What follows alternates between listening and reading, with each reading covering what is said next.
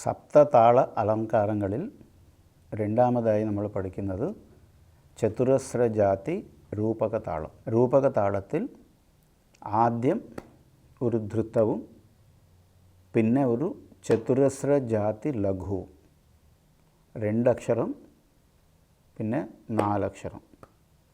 അതായത് ഒരു താളവട്ടത്തിൽ 6 അക്ഷരമാണ് വരുന്നത്. സ രി സ രി ഗ മ രി ഗ രി ഗ മ പ. ഇതാണ് ഒന്നാം കാലം. ഇതിൻ്റെ ഇരട്ടിയാണ് രണ്ടാം കാലം.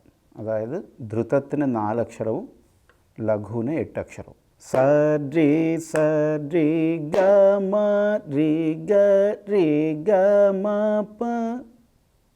ഈ ഒന്നാം കാലവും രണ്ടാം കാലവും വായിച്ചതിന് ശേഷം 3 കാലം കൂടി ഒരു താള ആവൃത്തത്തിൽ വായിക്കുന്ന രീതി എങ്ങനെയാണെന്ന് അതും കൂടി നോക്കാം.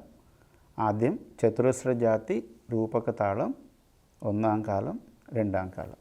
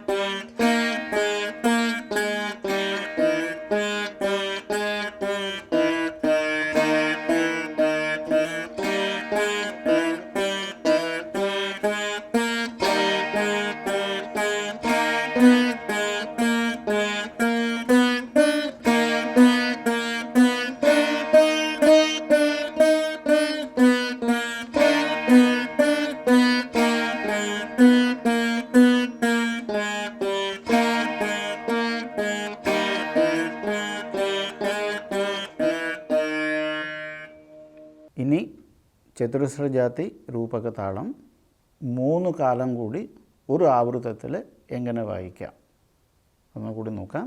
സ രി സ രി ഗ മ രി ഗ രി ഗ മ പ ഗ മ ഗ മ പ ദ മ പ നി പ ദ നി സ നി ദ പ നി ద പ മ ദ പ മ ഗ പ മ പ മ ഗ രി മ ഗ രി സ.